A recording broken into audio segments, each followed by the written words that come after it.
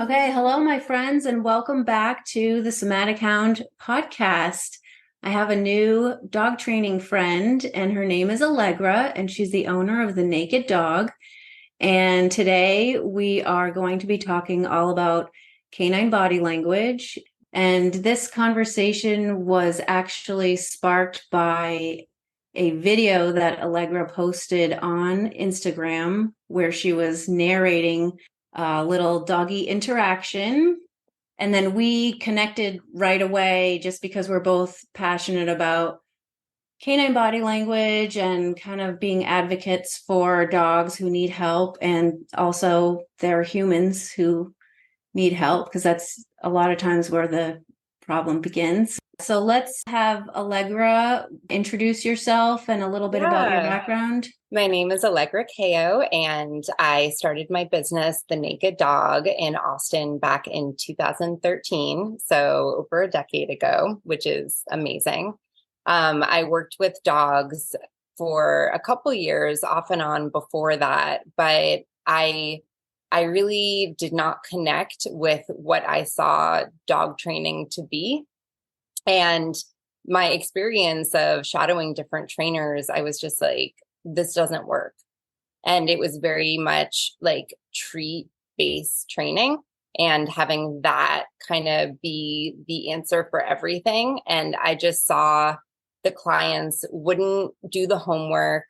Um, Nothing would change week after week. They were paying the trainer to come and I just, I didn't think it was effective. So I was like, oh, well, if this is what dog training is, like, this isn't for me.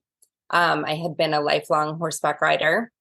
So years later, when I ran into a woman on a hiking trail in Austin who had 10 dogs with her, and these dogs were calm, they were all sticking with her.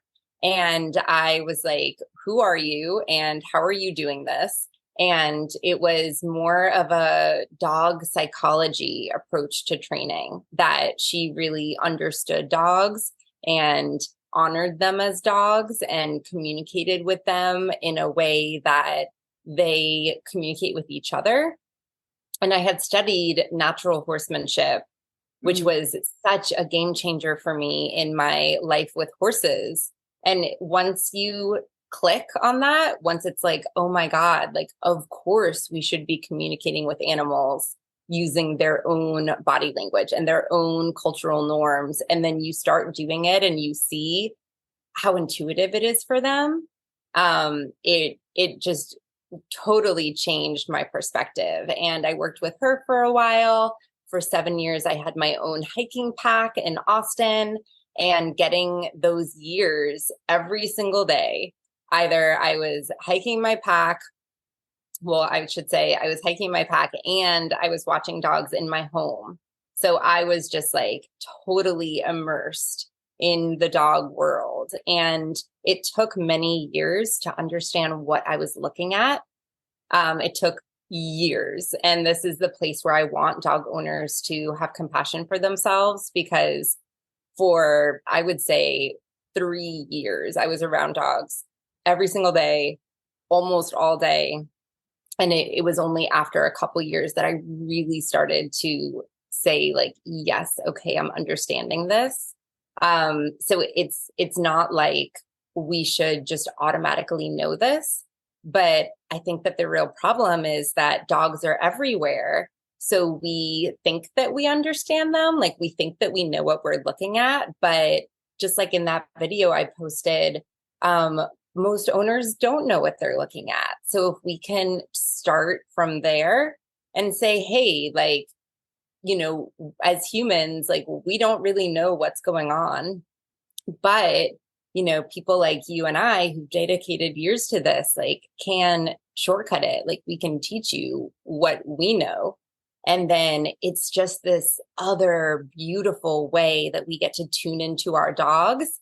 And once I thought that I was the best dog owner, I thought I had the best relationship with my dog. But once I started learning from this woman that I met, I realized how much I was missing and how much I was kind of willfully ignoring, and that my dog didn't actually like a lot of the things that I like doing with her, like picking her up and kissing her and holding her. Like once I started to really read her distress signals, I got to know her as an individual, right? She wasn't just like my dog. She was this unique, complex being. And that was just the most beautiful thing, getting to get to that depth in our relationship. And I worry that a lot of dog owners are missing out on that. Yes, I totally agree on all of that. It takes years of really studying, like as if you're at college or even like getting a master's degree. And like, I would say I probably could at this point write some sort of a thesis because I have dedicated so much of my life to figuring this out. And then looking back and saying, oh, the first 5 years that I was a trainer, I really didn't even know what I was looking at. But I do not know. it's how it's like you just jump in the fire and you just learn as you go, or whatever the saying is. I don't know. But, Yeah. you just kind of get in there and start doing it, and then helping other people. Yeah, the language, the body language is the whole key, because I feel the same way. Like I was missing this really important connection with my dogs because I wasn't either listening or understanding their language. And then once I did, same thing. I preach all the time now. Dogs do not like hugs and kisses. And I get so much heat for it online. Oh, yeah. And everyone's like, my dog loves hugs. And I'm like, okay, whatever you want to believe. I mean, it's interesting because, my friends know what I do. And if I have a new friend and they start asking me some questions, we'll be in public and I'll just start pointing to dogs. And I'm like, hey, this is what's happening. Like that dog is showing subtle signs of distress. That dog is showing anxiety. That dog is making that other dog uncomfortable. Like what that owner just rewarded the dog for doing is actually rude. And then people will loop back with me, like, honestly, in a couple of days. And they're like, you have ruined dogs for me. Like once you start tuning into what's actually happening, you just see dogs that are either in distress or overstimulated. And that is, I would say, like 85% of the dogs that are in public. And then like 15% is like a calm, comfortable, chill dog, just tuned into their owner, moving through the world together. That is the minority. And what I've started saying is what we see, that overstimulated, oh, he's happy, like just a dog that's kind of out of their minds. It is common, but it's not normal. Like we see it everywhere. So we think it's normal, and it's not normal. It's just what's most common.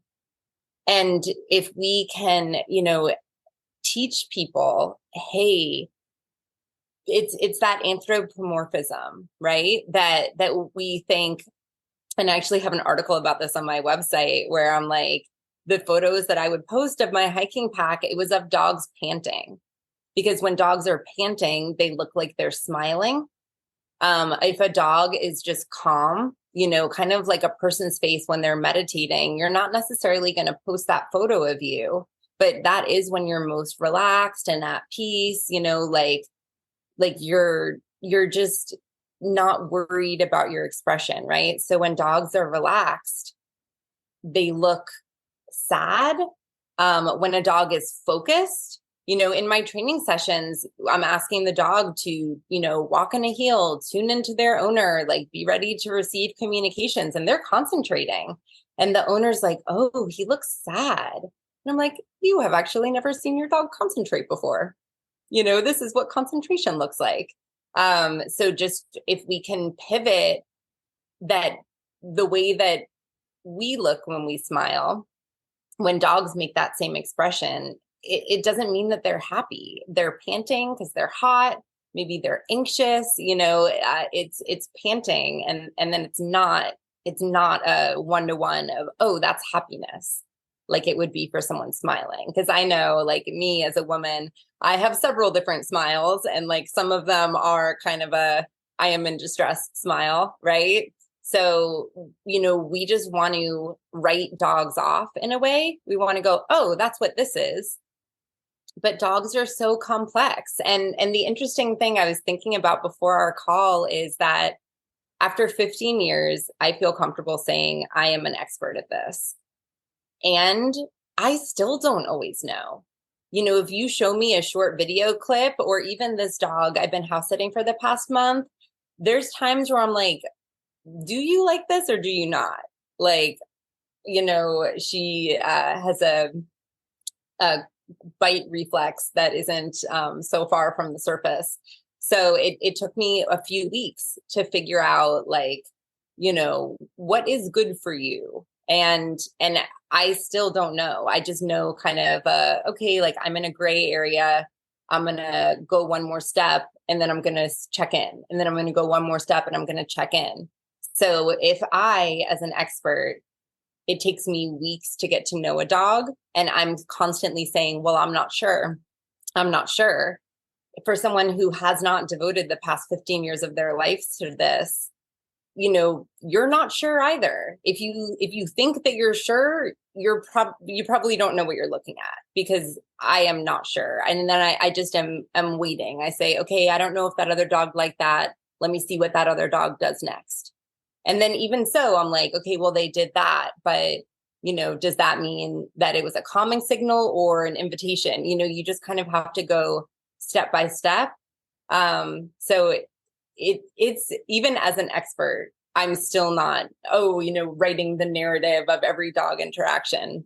I'm not sure, but I definitely am excited to share a little bit more of what I know, because I think it's just that desire that we have to be good owners, to really get to know our dogs, to be there for our dogs. If we can take that desire and add a little bit of education and context to it, and just teach owners what to look for, they're going to get that deep, deep relationship with their dog that they think that they're having. But that deep relationship tends to coexist with all these behavioral problems.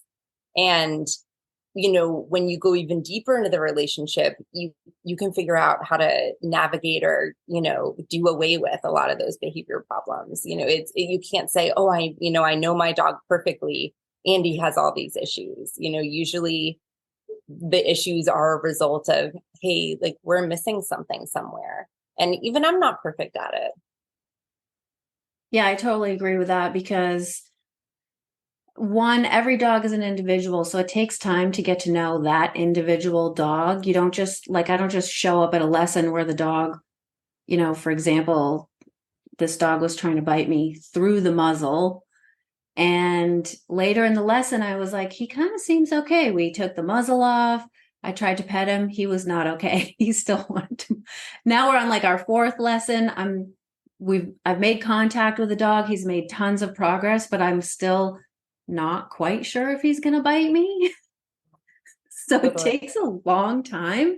I hope that what we can do is kind of give like, not in this podcast, but like in our work, kind of give like a little bit of a cheat code so like people can get the basics and then build their own skills in terms of reading body language. And sometimes I feel like it's almost more of an art than a science. Like, definitely. Like, yeah. I cannot write a sheet with pictures and say, this is always what this is. And I call it a constellation of cues. Yes. Because, your ears could be a certain way, but I can't say by looking at a dog's ears alone what's happening. I'm looking at the ears, the eyes, the tension in the mouth, the head position, where they're looking, how hard their stare is, how tense their back is, the position and movement of the tail, like it's a lot of things together.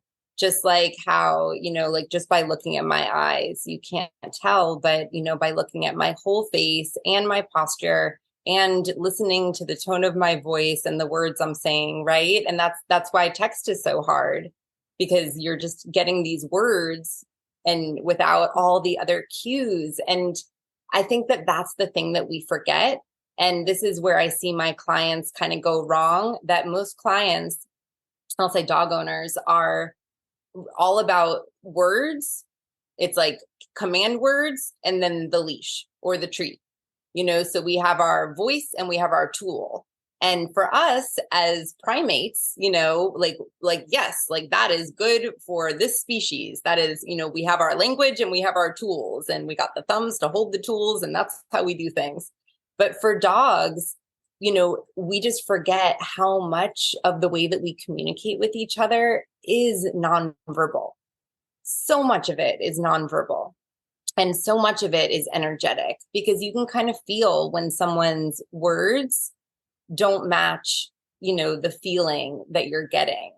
And I think it's a little bit harder to quantify. So it's easier for us to say, well, this person said these two sentences and this is what those words mean. So like, there we go. But really, when we communicate with each other, it's like the fish in the ocean, like we're all humans. So we kind of, as we grow up, learn to read each other in ways that we're no longer conscious of. Mm-hmm. But at first, when you're learning to read dogs, it's a very conscious effort, and it's a lot of trial and failure. So just me guessing, hey, and I did it just the other day. I'm like, well, I don't know if this is going to go well, what I'm about to do. And then I did it and it did not go well. So, it's a lot of, oh, hey, like, I think that my dog might be getting a little bit too excited. And then for me at this point, I'm like, well, I'm just going to step in, like I don't gain anything really from letting it carry on. So it's like, like if I think maybe they're getting too excited, good enough. Like, let's just come back, tone it down for a sec, and then we can go back to what we were doing. But other times I'm like, I think he's getting a little bit too excited. And then 30 seconds, 5 seconds, 2 minutes later, I'm like, yep, there he is. Now my dog's out of control. Like, okay, like time to go deal with that. And the more we can tune into, not the problem, but kind of what happens before the problem. Yes. And then what happens before that. And if I can get my dog here, I don't get anywhere near a problem. Yes. But most people are, they have the problem and then here they want to fix it here. And I'm like, no. You can't fix it here. You just have to be paying attention. So you can figure out, okay, what was happening here? And then what was happening here? And how can I identify those two places so I can step in before the problem? Yes. And that is what gives me the ability to be good at this, just because I'm super tuned in to the fine kind of high level stuff. But I really, really do think that dog owners can learn this. Oh, they definitely can. I think, there are a couple points I wanted to pick up there. I think, in my own journey, I have had to heal some of my own trauma. Like I had to get sober and go to therapy and learn about somatic experiencing and what was trapped in my body and when I was dissociating. And like, I think as much as I've worked on myself and my own embodiment, now I'm able to recognize those states in the dogs. Whereas before, because I was so dissociated and wasn't able to even recognize my own state, then like I was kind of blind to it in the dogs. Or like I didn't want to see it because it was like triggering to me because it resonated so much with my own fears and anxieties and depression and whatever else. Like, and as I've gotten healthier and more able to recognize my own state energetically and physically, now I'm able to look at the dogs and really see what's going on and stuff that I never saw before. So I think one is that, yes, we can teach people to pay attention to certain cues. They kind of have to be open to it, especially with their own dog, because I feel like their own dog is going to reflect a lot of their own personal baggage. And sometimes people are not ready to see that. But what was my other point? Oh, like what you were saying, it's not just like so many people are like, but his tail's wagging. And I'm like, yeah, but look at his eyes and his mouth and his ears and the whole tone of his body and what's going on in the environment. He's clearly triggered right now or overstimulated or can't handle what's going on, that just because the tail is wagging doesn't mean the dog's okay. Mhm. And I think people want it to be that one to I want it one. to be that simple. It's like, oh, the tail's wagging, he must be okay. Well, not really. Dogs have been our like number one animal, right? It was the first animal to be domesticated. So I feel like culturally, we just think that knowing about dogs should be innate. But, and now dogs are everywhere. And, there's all these like dog memes, and it's really hard because we're so saturated in dogs to just say like, oh, hi, like we actually don't know anything about them. And if me, as someone who studied dog training for years, could years into having immersed myself in this, could have realized like, oh, hey, like I actually don't know what I'm doing. And I think that you had the same experience. Like, then everyone definitely doesn't know what they're doing. And I love, love, love, because that's been my journey too, that me learning this style of dog training totally went hand in hand with my own work on myself. And I actually have an article that I'm working on, and the article is called But First, Are You Okay? Because for me, I use my body as a training tool. I am constantly communicating with my dog with subtle body language cues. So, in order for me to do that, I need to be in my body and I need to be present, and my muscles need to be relaxed, because then when I tense them, it means something. So, in order for me to be in my body and super present with myself, I had to do a lot of work to get there. But my dog was the best motivation, because when I was like, oh, yeah, well, I want my life to be better, so I'm going to do this work to make my life better, I was like, I'm going to do it tomorrow. But then when I realized, like, oh my God, like my dog is suffering because of my unprocessed baggage, I was like, hell no, like, hell no. I love my dog. Like, I will do anything for her. And for her, I figured out how I could get clear and how I could be kind of energetically self contained, like energetically and emotionally responsible, and for her sake. So I could show up for her. And so she could feel, oh, hey, like Allegra's got this, and that I could use my body to communicate with her. And it, we generally, like, we don't feel safe in our bodies. We're storing a lot of unprocessed emotion in our bodies because of our lifestyles, with like the hours we work and how many hours we're indoors sitting. Like, our bodies are stiff, and we don't have the relationship with our bodies that dogs do. Even that little piece of shaking, that expression, shake it off. Like, if I see a dog shake, that is a pretty good indication to me of, oh, like something a little bit stressful just happened. And stress, I tell my clients, I'm like, learning is inherently stressful. It just is. So, that's okay, because there's manageable stress and there's unmanageable stress. So to see a dog shake, I don't automatically think, oh my God, something's wrong. Whatever happened to make him shake shouldn't have happened. Like, life is stressful, like little things that maybe shouldn't be. Like, I get stressed about silly stuff. But the fact that our dogs, can just like release it and let it go is why they can move on and be present and be happy. Whereas we are very stoic and, reserved, but then we carry our stuff around with us for years. So it's an interesting place where just, yeah, learning to read them and taking it as feedback and then using it as a communication tool. And so much of it for me is just being able to feel the vibe, like feel the vibe and send the vibe.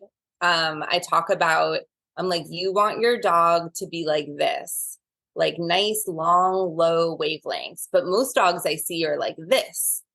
And my explanation is, If my dog was like this, they would be doing the same behaviors that your dog does that you're complaining about. So the way that I don't have those behaviors happen is that I just keep my dog like this. And then those behaviors don't come up. So instead of trying to like be like, well, I want my dog to be maximum excited, but I don't want them to bark or jump on anyone or ignore me or hump another dog. And I'm like, well, like that is not an option, you know? So if they're just, you know, a good level of excited, if they're just having like a nice time, then they can continue having a nice time because they're not going to be getting in trouble. But if they're having the best time ever, you know, things are going to go wrong. Yeah, I think it's exactly what you said about like the owner wanting to see the dog have the time of their life. That's like a All the total time, projection. And 10 like a times a lot, day. yeah, and these dogs that look like they're friendly are actually being like manic about their Yeah. hyper friendliness, and it's really actually to me it's an appeasement behavior because they're so over threshold. And like some dogs who are over threshold are going to show appeasement, and some dogs who are over threshold are just going to bite you. So yeah, we do kind of prefer the hyper friendly dog, but that dog is almost equally in distress as the dog who's showing aggression. Well, is it friendly? Like, I like to use examples. Like, I'm against anthropomorphizing, where I look at a dog and I think, well, if a human was doing that, this is what it would mean. So instead, I use human metaphors to explain dog behavior. And I talk about the bar a lot, you know, and I'm like, well, imagine if I brought my friend to a bar and they had a couple drinks and they had so much energy and they were so happy to be there. And then they ran up to everyone at the bar, interrupting their conversation, pushing in, hugging people, you know, just wanting to get their attention. And then the people were kind of like, oh, hey, like, thanks, we're going to go back to our conversation. And they just were not taking the hint. It's not friendly. Right. You know, it's really a place where our dogs don't know social cues. And it makes so much sense because we love our dogs so much and we want them to feel loved. And we also feel a little bit guilty because we know that, you know, our lives are not totally compatible with the ideal life for them. So every time a dog comes up to us, we stop what we're doing and we give them attention. And then that same dog goes out into the park and they're like, hi, my name is Goldie, and everyone gives me attention exactly when I want it in the way that I want it. And then the other dogs are like, okay, like, no. And then that dog, right, who's going around forcing interactions, it's not their fault. Like, they didn't know that sometimes people don't want to say hi to them. And they didn't know like how to read, oh, you know, you're not that into this, right? Because every time they approach their owner, they get pet. And it doesn't, for me, and this is something interesting that I share in my very first session with all of my clients, I will not pet a dog that approaches me.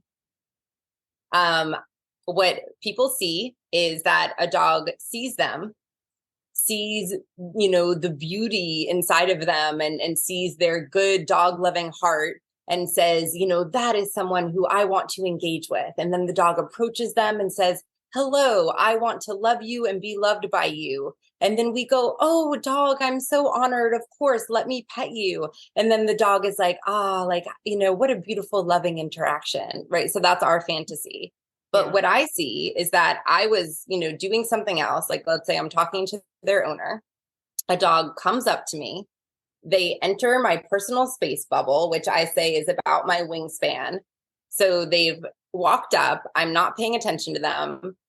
They continue until they're, you know, on my body, like inside my personal space bubble. And, you know, I still have not indicated that I'm receptive to this interaction. And then they'll, you know, bark or paw or lean on me. So, you know, again, they're pushing for attention. And this is all stuff that's like really rude. You know, like if a person did this, like you would not be like, oh my God, this person loves me and they just want to be loved by me. You'd be like, oh, like you have no social skills. you're not reading this. Like, you're actually a little bit dangerous, and like, I don't really want to interact with you. So for me, I just won't reward that like pushy, impulsive energy. And just that small thing, that when I come into my clients' homes, I'm not rude about it, but like, the clients hired me, they're paying me. Like, I love dogs, but I'll get to them. So when I come in and I don't look at the dog, I don't talk to the dog. I have the owners have them on leash, so I don't have to deal with the dog coming into my space or jumping on me. And the dog is, of course, excited to meet me, because usually when people come in the door, it's this big, exciting thing, and it's excitement piled on excitement, and then they get pet. But just the fact that I ignore them, and then later on, once the dog is calm, they're laying down, they don't care anymore. They're like, whatever, I guess I'm never going to get to, they can smell me from across the room, but like, I guess we're never going to say hi. Then I'm like, okay, hey, why don't, come over calmly. I'm going to put my arm all the way out, and then I'll give you a little scratch. And then after that, I say, okay, out, and just that interaction alone, the dog is like, all right, I see you. Okay. And then the dog listens to me in a way that they don't listen to their owners. And it is the most incredible thing, just that one small little thing where I am, I'm in charge of my attention. I'm in charge of my personal space. I like you. I'm glad you're here. I'm going to, try to make sure that you get the good life that you deserve. But like, I'm not going to reward you when you push into my space. And I only know how to do this because I saw other dogs do it. I just copy the dogs. And the dogs listen to me. And it's interesting. I had one client in all my years say to me, well, like, aren't you worried about looking rude? And just, like, and it does, right? Because either your dog is an extension of yourself. So it's like, maybe they feel rejected because I have not immediately lavished love on their dog. But within minutes, the dog is listening to me in a way that they don't listen to the owner. And just that one small shift, and then I can communicate really subtly to the dog. Whereas the owner, who loves the dog so much, is like yelling at the dog, and the dog's getting in trouble a lot. So it's like, well, if I had to pick one, really excited affection, or having a great life with a calm dog who listens to me, and there's room for affection, but not when a dog is forcing me. I just want to be sure, hey, like, are we both choosing this? And I don't force dogs either. I don't pet them when they're coming up to me. Oh, hey, pet me right now. And I don't walk up to them and pet them. I'll go near them, and then I, hey, and I'll offer, and I'll say, do you want to interact? And they get to say yes or no. And it doesn't break my heart if they say no, because maybe they don't. And like, that's okay. Like, I'm here for them. I'm not here for me. I don't need to pet you in order for me to feel good about myself. Yeah, I was just going to say, so much of it is our own projection of our own needs to be validated and to be loved. And I do the exact same thing when I walk into a client home. I actually don't even acknowledge the dog. And I think some clients are like, I thought this lady liked dogs, but I've like totally ignored the dog. Yeah. But then the dog's behavior changes right away. And like we talked earlier before we were recording, a lot of times the owner's like, well, this isn't how he usually acts. He's usually XYZ, off the walls, reactive, aggressive, whatever. And I'm like, well, I'm not doing anything. Like, I'm not mind controlling your dog. Like, it's just it's a nonverbal communication. Yeah, I was going to say, you are a little bit, just a little bit. And it's that subtle, and this is what I've realized. It's not so much about what I can teach clients to do, but it's more like who I teach them to be.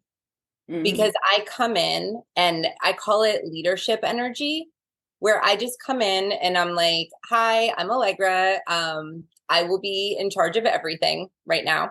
So I kind of have a bubble, like a big energetic bubble, and I put it around me. This is my personal space. And then I put it around all the beings in the room. And I'm like, well, I'm going to be in charge of how we all interact with each other. And I'm also going to be in charge of anything in the outside world and how that interacts with our bubble. So, I know that if there is a threat, which we live in a safe world, there's not usually that many threats. But in my mind, I'm like, if there's a threat, I'm going to be the one to handle it. And I don't say any of this verbally. It's just kind of what I know and what I, how I project my presence. Mm-hmm. And then just those small little interactions of, oh, hey, like, I would love to greet you later. So not right now. And just that little shift. And they're like, okay, cool. All right. She's got a plan. And the interesting thing is that dogs, you might not see me having those mushy moments, but if a loud sound were to happen, the dog will run to me because they're like, she's the one who can protect me. And all the other people that, pet them all the time, that's not the person the dog is running to. The dog is coming to me because they're like, okay, like Allegra is the one that I want to be next to if something's going to happen. And it's a different definition of love. Mm-hmm. It's a definition of love that's much bigger and much deeper. And a lot of us are kind of taking, I call it the cotton candy layer. We're taking the low hanging fruit and it's all about, I was looking last night at photos of me and my dog throughout her life. And I cannot even enjoy the photos of us together because I see subtle signs of distress. Like I'm holding her for the camera and I can see her and it's so subtle, where she is just looking down and away.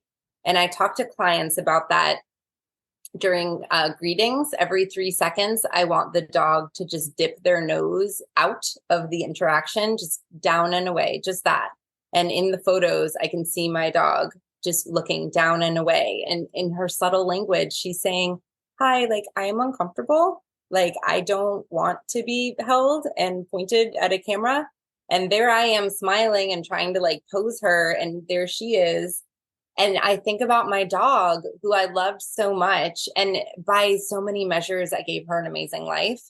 But in that, I have a literal visual evidence of me letting her down, and like, once you understand that they're not here to be a hot water bottle, they're not here to comfort us, they're not here to be a stuffed animal we hold and cry on.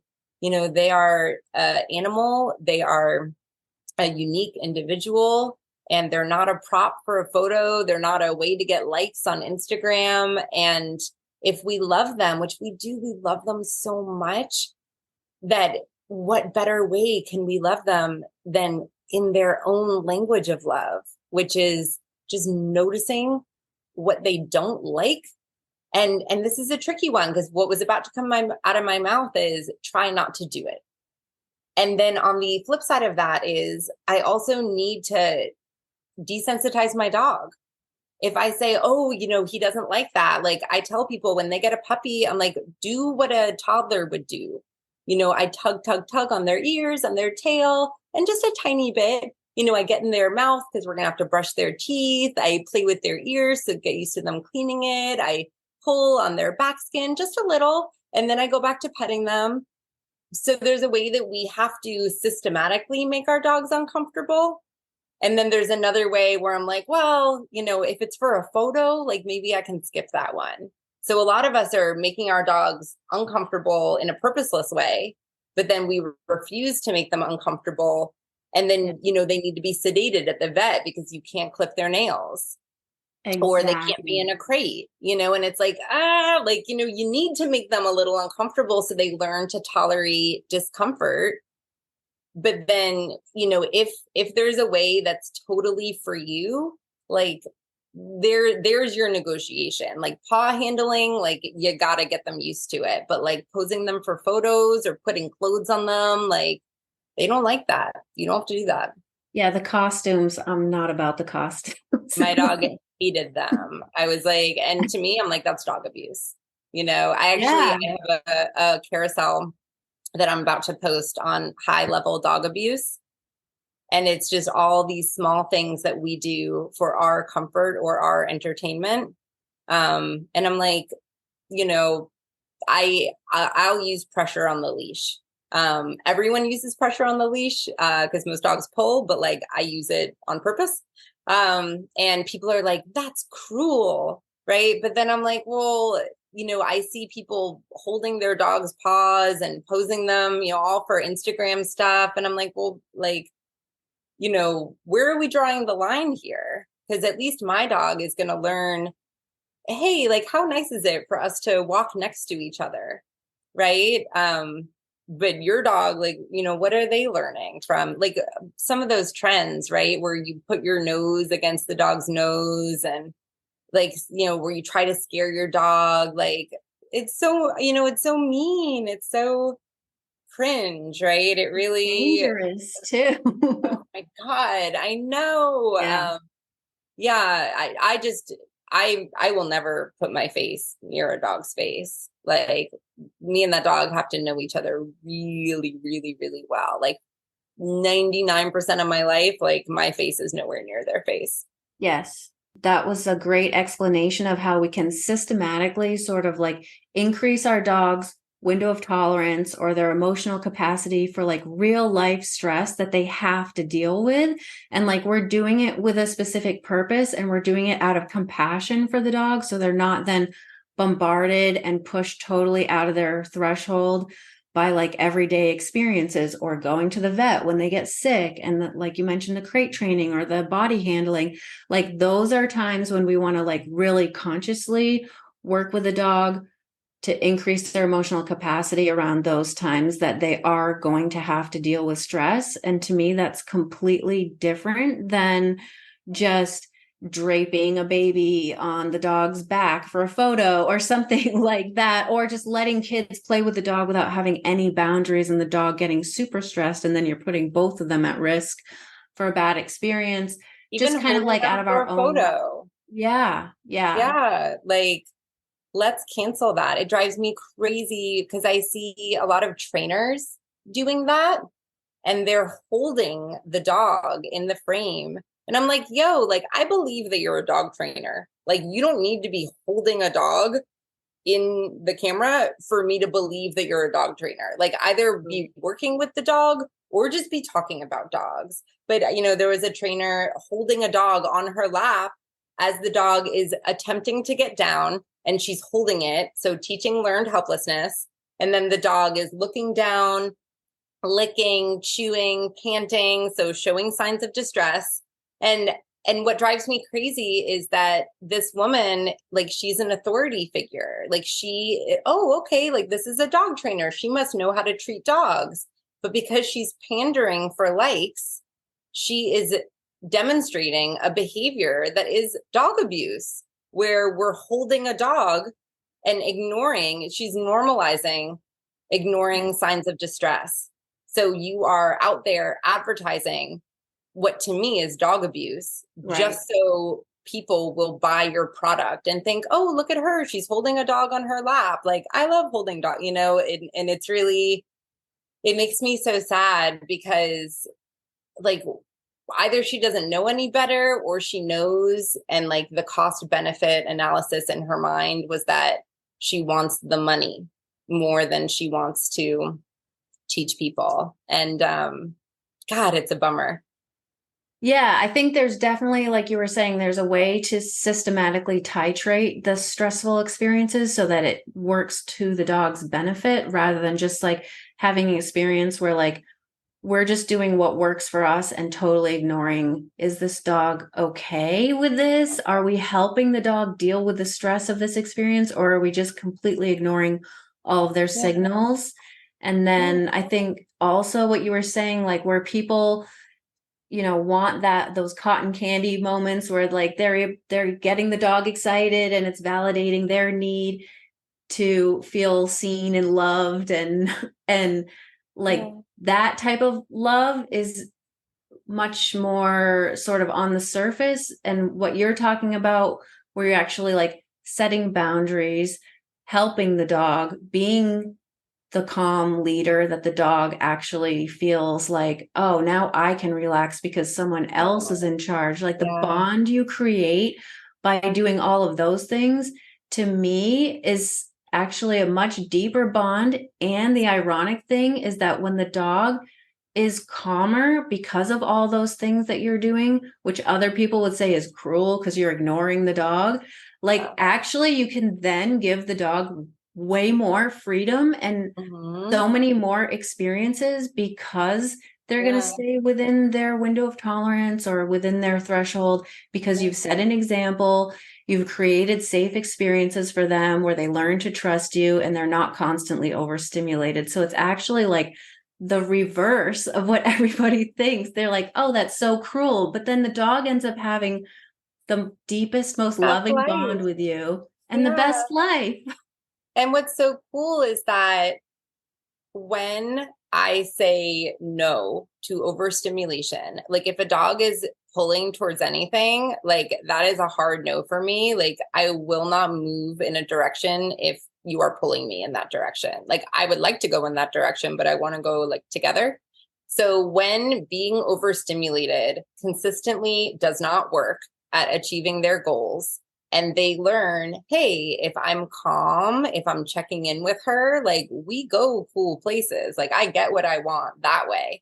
And when a dog starts to default to being a calm, tuned in teammate, I can communicate with them with just furrowing my brow and looking at them, or tensing my stomach, or just a little snap, or and that's it. And and then meanwhile, other people are yelling at their dog that they love so much.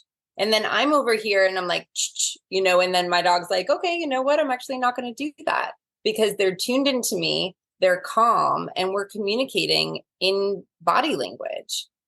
I like command words, but command words are just a piece of the pie. They're not the whole pie. And, I have a whole list of the different types of pressure I use, the different types of communication. And words it's like I don't know, probably 100 or something items on that list. And command words are like one piece of it. So it's really, really, really amazing the way you get to start talking when you both are calm and tuned into each other. And our lives with our dogs are the opposite. We're like super activated and the dogs are 0% tuned in. They're tuned into the environment. They're dragging the owner on the leash. The owner's on the phone. Like no one is present.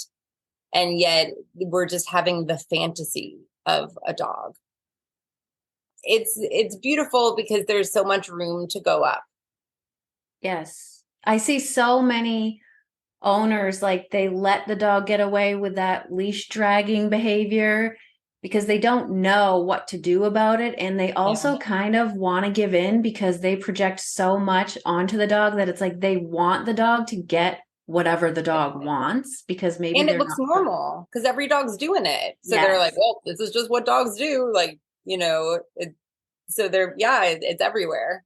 And then the dog's behavior escalates little by little. And then finally the dog's out of control and the owner is so exasperated that then they do yank on the leash and they scream at the dog. And like, it's like, well, you let that get to that point, maybe over weeks and months, but now you're having to like yell and scream and yank on the leash. And like, that's not a loving relationship. You were so permissive. And now the dog is Yeah, a monster. completely confused. Yeah, And yeah, it's a sad way to have a relationship with the dog. Where like, yeah, if you know how to put those, like kind of pre-program the dog to have those leash walking skills, takes actually so much work in the beginning. but then you have a great life. And it's like what you said with the puppy stuff. If you can start from a puppy experience, that's awesome. And just like lay that groundwork. I do think we can do it with dogs who are older, and that's typically what my client is a rescue dog or a dog where the owner has kind of let things get out of control, sometimes for years. Yeah. So it takes a long time to undo that. I do think it's possible, but it's little things that like So small. it's all throughout the day, the way you interact with your dog. Yes, absolutely. Everyone's like, well, my people, they're like, my problem's on the walk. So you and I are going to meet for our first session at the park. And I'm like, absolutely not. I'm like, we're going to meet at your house and we're going to talk. We're not even going to touch your dog. It's just going to be you and me talking about dogs. That's it. Um, and the leash thing, I think what takes long is training the human because even I'm in Maui right now and I have been working with a dog and this dog, is just kind of like a farm dog, like a house dog, she's not really anyone's and they just walk her on a harness and a 30-foot line. And that's how she's walked because no one ever trained her. And so I brought my 6-foot leash over and they were like, oh, I don't think she's going to like that. Like she's going to get frustrated. And I was like, it's going to be okay. So I put the leash on and just by like making sure that she's really calm, giving her small cues, making sure that she's tuned into me. And then we start walking and if she starts pulling, like either we stop or we go back in the other direction, or maybe I'll squeeze on the leash. So it's like not a nice place to sit. And pretty quickly, over the course of a walk or two, like she's getting it. It's not perfect, but she's getting it. And then the part that takes long is just for the handler to be consistent. Because with me now, she's like, okay, like, don't pull. And then if I hand the leash, this happens all the time where the dog is walking perfectly next to me. And then literally it's a 1 second difference. I pass the leash to the client and all of a sudden the dog is at the end of the leash, like 1 second. So it's like, did anything in the dog's training change? No, it was just who was holding the leash. And what does that say about what the owner thinks or what the dog thinks of the owner? They just, they're animals. Like we forget that they're not angels and they're not humans. They're an animal and they're just a little blob of biology, and all of us little blobs of biology, we have our needs and our desires and we're self-interested and we want what we want and they want what they want and they know exactly what they can get away with who, just like, I talk to people about substitute teachers, like if you have Miss Smith in math class and she's really strict, but then she's off sick for a week and you have Miss Jones and Miss Jones is not so strict, you're not going to show up on time just because Miss Smith was like, really tough on it. You're going to do whatever you can do. You're going to do what you can get away with. And that doesn't bother me at all about dogs. I love that. That's great. Good for you. So that means it's on us of, hey, like, I'm just going to be really consistent about like, I don't like being pulled on. So like, if you're going to pull on me, like, we're not going to keep walking forwards. So like, you can choose how much we walk. Like maybe we walk very little. And then once a dog figures out, oh, if I want to keep going, I just need to not pull. They're like, boom, like I solved this riddle. And I'm like, you did solve it. Like, good for you. Yeah, totally. It's all about consistency and exactly what you Yeah. said. The dog is just going to do whatever works. Like they're not projecting like, oh, I have to behave for this person because this is how this handler is. It's just totally in the moment, like what works. And if they can get away with it, they will. But like I would too. You know what I mean? Like I totally like mad respect, like I totally get it. I was writing something the other day about I'm watching this dog. She's 12 years old. She's pretty sassy. She's a sassy little lady and we got most of it ironed out within a week or two. but she'll still have these tantrum moments, like she wants to walk wherever she wants to walk in the street. And when a car is coming, I like to put her on the inside. And sometimes she'll go into like a little bucking bronco routine about it. And and I think that where people get caught is that they take it really personally. And they go, oh, well, she should know better. She shouldn't be doing this anymore. She doesn't respect me. I'm a bad owner. I'm a bad trainer. What I'm doing isn't working. Whereas for me, I'm like, yo, like, apparently, like, this dog has tantrums sometimes. And I'm like, that's okay. Like, no big deal. And it's easy for me to say because at this point, you and I have worked with enough dogs. So I like to tell my clients, I'm like, it's not if you regress, it's when you regress, because you're going to regress and your dog is going to. And like, if a problem comes up, I'm like, okay, cool. I'm like, I guess this is what we're doing. I thought we were just going to be going for a walk. Turns out like we're going to be having a conversation about barking or pulling. But at this point, I'm like, well, I don't care. I just wanted to go out with you. So if you want to spend this time and we're going to have a conversation about why we don't, freak out barking, like that's totally fine with me. Like I have no attachment to everything has to go perfectly. Like Right. things are going to go how they go, and I'm going to show up for my dog however they need me to show up. And when I come with that attitude and that non-attachment and that calm, where I'm like, hey, like, if you want to have this tantrum, like I'm going to be here for you. And we're Right. going to work through this tantrum. Like I'm not upset about it. Like just whatever you need from me, like I'm just going to be calmly asking, hey, like you need to walk on my right when I ask you to walk on my right. Cause like I'm literally trying to keep you from dying, and like if you want to be upset about it, like that's okay. Like I have room for you to be upset. And then whenever you're done being upset, like let's just go back to our walk. Like no big deal.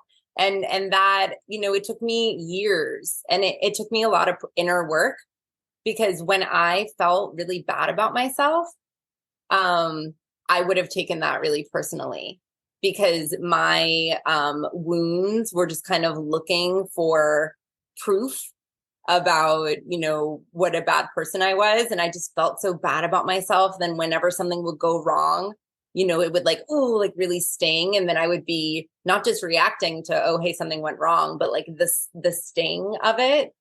And then I would not be able to show up for my dog because I would be offended and hurt that this was even happening. And now I'm just like, whatever, like the walk goes well, the walk doesn't go well. Like I'm just here to hang out with you. So however it goes, it's no problem for me. Like whatever is good. Yeah, we could do a whole other podcast on that because I still find it so much more difficult to work with my own dogs Oh because yeah, of that totally. emotional connection. And like I pick up the leash of somebody else's dog. Yeah. And exactly like what you said, the dog is totally different with me than they are with the owner. And then I try to explain to the owner, well, I'm going to go home and work with my dogs. And trust me, like it's not easy. No. Like your dog is a reflection of you and you project all of your baggage onto the dog and you do take it personally. And I still do that with my own dogs. Yeah. It's And then it's hard. also the history of like, Yes. dude, like we've been over this. But then years into our relationship, like I would be, my dog was sassy. She was a dachshund, strong-minded, like really smart, really discerning. She was always looking around, like calculating what was going to happen and what I was going to do and what she like so sharp. And then she would, have these moments of defiance and she was so stubborn, so sassy, right? And so I would just, I think sometimes it would annoy me, but for the most part, I would be like correcting her and like, hey, dude, like we have to do what I just said we have to do. But I'd also be laughing because I'm like, God, like I love that about you so much. Like you are so strong-willed and sassy and smart, and you're gonna like fight me for it. You're gonna really be like, like you're gonna make me earn it kind of, you're not just, she's not a golden retriever where I'm like, hey, go do this. And she's like, oh, okay. I didn't want that personality. Right. And she's like, no. And I'm like, well, like, okay, like I can't, like we have to do it at least briefly because And that's the place people don't understand. And like you said, so much of this work happens around the house. And people are going, well, why are we working with the way that we feed or staying off furniture or doorways? Why are we working on that when my problem is on the walk? And I'm like, they're like, it doesn't matter. It doesn't matter to me if my dog's on the furniture. And I'm like, yeah, that's exactly the point. Like the stakes are so low. So why don't we have this disagreement where it doesn't matter, where you're in control of the environment, like it's your front door, don't let anyone in. And it's just me and my dog, it's my couch. And I get to have a conversation with my dog about, hey, can you please use self-control to not do that? And then if you do it anyway, hey, can you please get off? And then if I ask you nicely and clearly to get off my furniture that I bought, that I asked you not to get on, and you don't, okay, now we get to have a conversation about your attitude, because like that's not a good attitude. And then I get to show up to our relationship calmly, but with my boundaries and with my integrity. And I get to demonstrate to you, hey, like when I ask you to do something, I need for you to do it. I just need for you to do it. And if you don't do it, I'm just going to make the world around us increasingly uncomfortable until you do it. And then the second you do it, weird. Isn't that nice to just do what I ask? And then my dog learns, oh, okay, like she means what she says. And otherwise you teach them, oh, well, if I just ignore her 4 times, then she gives up, and this is the conversation that we have to have in the house. The couch is a great one. If you're having problems with your dogs, get them off the couch, just because it's an opportunity to have a conversation about your relationship and about their attitude and about, hey, like, I just need for you to be a good friend and a good roommate and a good teammate and a good, companion. And when I ask you not to do something, like, please don't do it. And when I say, hey, like, stop right now, like, I need for you to stop right now. And then it's interesting because people are afraid that if they set and hold a boundary, their dog will stop loving them. Yes. And that is conditional love. Yes.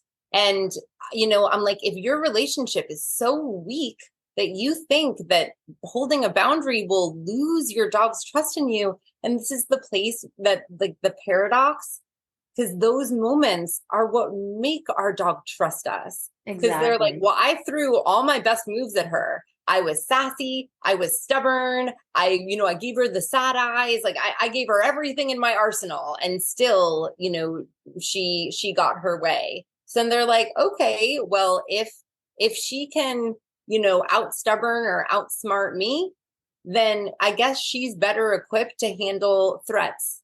And it's that piece. And I have an article about this on my website too, where I take Maslow's hierarchy of needs and I translate it for dogs. And we're meeting their basic needs, not usually their need for exercise. And a lot of people could feed their dogs better food, but we're meeting, food and water, most people have covered. And then everyone forgets about safety because they're like, well, we're safe, for the most part. Or they say, oh, well, I want my dog to protect me. And I'm like, no, you don't. Like, that's not a casual side hustle. That's like a full-time, like if you get a protection dog, like they're not your pet, they're a protection dog. And we forget that our dogs are in a human world. They don't know about safety. They don't know that we're safe. And in fact, they're not safe because we let other dogs hump them at the park and we let them push us around. And they don't feel like, they're freaking out barking and we're inside texting. They're like, well, Allegra's not paying attention to the threats of the world. So when my dog goes out and barks, I'm like, hey, I am the perimeter guy. I am the one who's in charge. I say, I'm looking out for the threat. I say, when there's a threat, I decide how we handle the threat. That's not your job. Stand down. Right. You stand down. That's my job. And I decide no threat. That's like 90% of the training is exactly everything that you're explaining. Yeah. It's the house protocol. It's your energy. It's setting boundaries. It's making the dog feel safe, letting the dog know that you are actually the one protecting and in control and all of that. And when people follow that, they almost don't have to do the training on the walk. Exactly. I Yeah. mean, So much of it goes away. you There still still is do, but some. it makes it so much easier. Exactly. And it's exactly what you said. They want to work on all the dog's triggers on the walk because they're pulling on the leash, but like 80, I'd say almost 90% of the problem is like, what are you doing inside the house and letting them bark Yeah. constantly in the yard or at the Yeah. windows? It's all of that stuff. So this is so Yeah. interesting. We have like I this, love it. we It's have the so like same. when people hear it, which like I hope that they will all listen to this, like it makes so much sense when you hear it.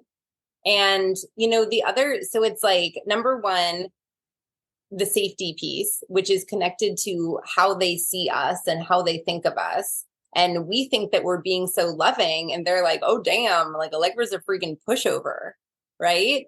And then it's about the mindset, right? Like that long, low Mm, energy. If I'm giving my dog a lot of jobs in the house, like, hey, stay out of my personal space. You can tell me that you'd like to interact, but don't like just start interacting with me. Like, let me know that you're interested and I'll decide yes or no. So when they're calm and when we're rewarding them for being calm, then, we have a calm, tuned in dog.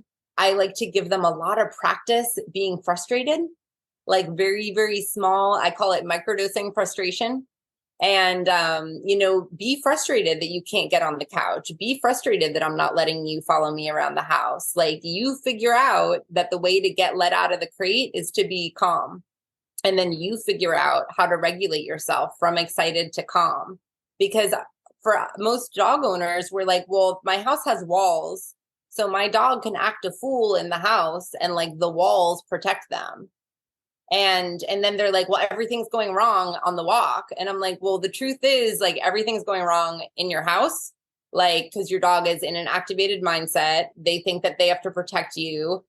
You're constantly giving them attention and you don't follow through on commands, so they don't think that they have to listen to you. And then you have a dog who doesn't respect you, in an activated mindset, pulling on the leash, being reactive to what they perceive as threats. I'm like you have been training them to have all these problems, and it's just really hard. Like, for me, I studied dog training before I got my dog, and no one talked to me about any of this, and I made all of these mistakes, and I thought that I was having the most loving relationship with my dog, and I was literally driving her insane.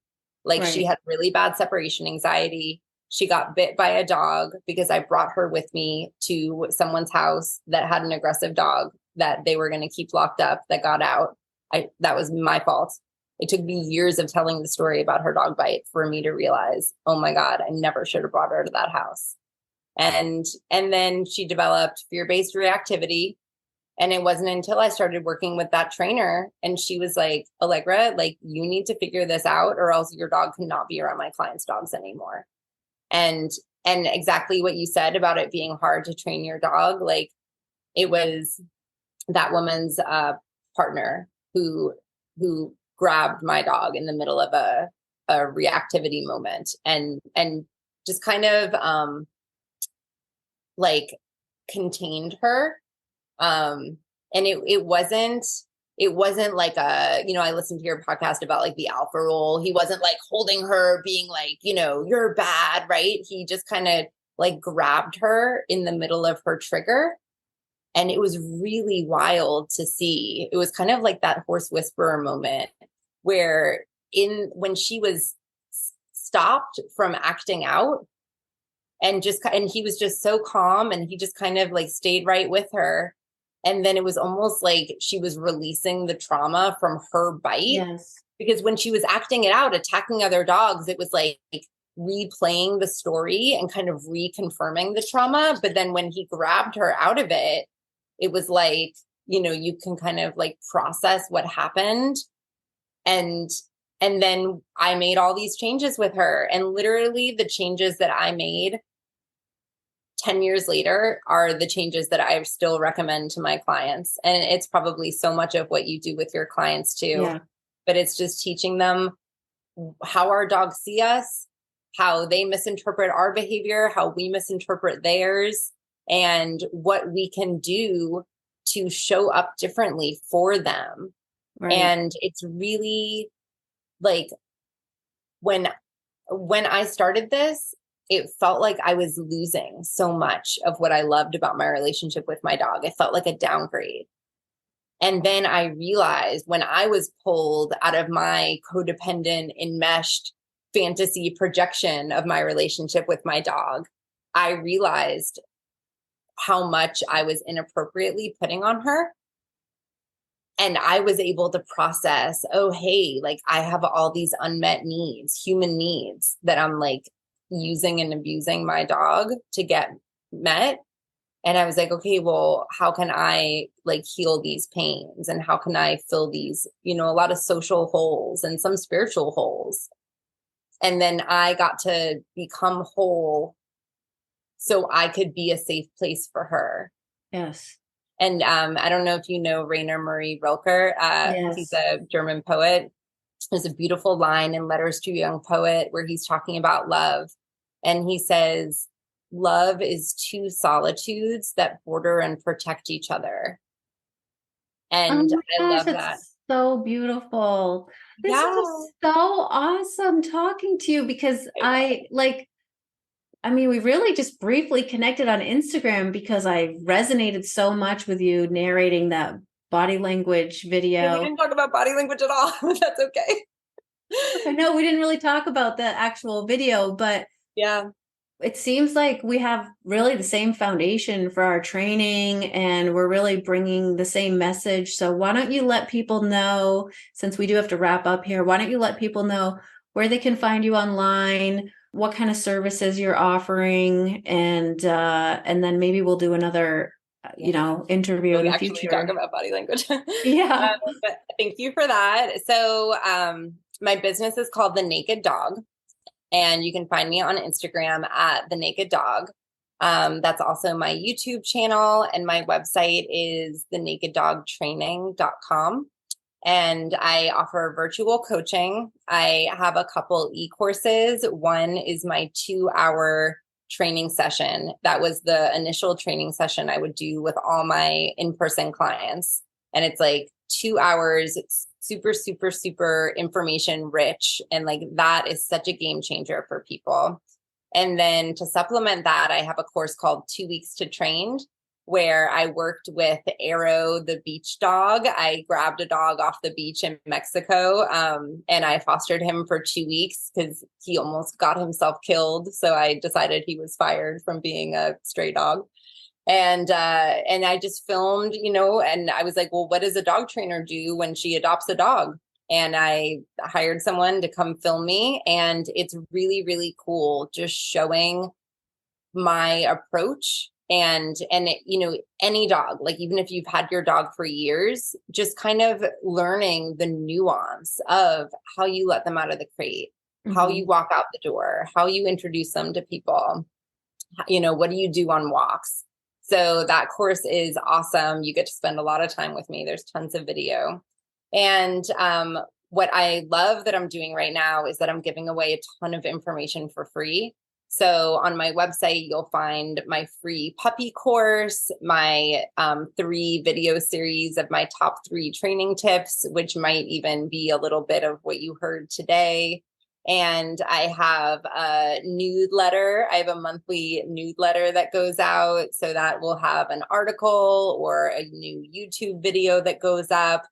And I have a how-to guide section on my site. So it's just a ton of articles I've written for my clients. And I just love having those up to share with people because everyone deserves this. Like you shouldn't have to be able to afford an expensive trainer to deserve access to what it took me over a decade to learn. Awesome. Thank you so much. Thank you. This was so I will fun. also link to that video that sparked this whole conversation if people are Yeah, interested in it. totally. And then, maybe we can talk in the future about doing another episode because obviously it seems like we have so much to talk about. I would love that. I was watching some of your body language videos and it would be so cool to like show each other clips. Yes. And then people can see like how hard it is to judge just by a clip.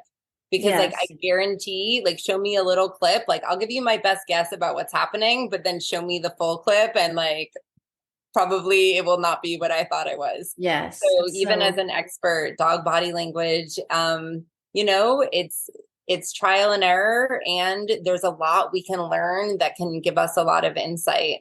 yes. It's very complex, but so interesting. And So this useful. was just an awesome conversation. So thank you so A much. total delight. Yeah.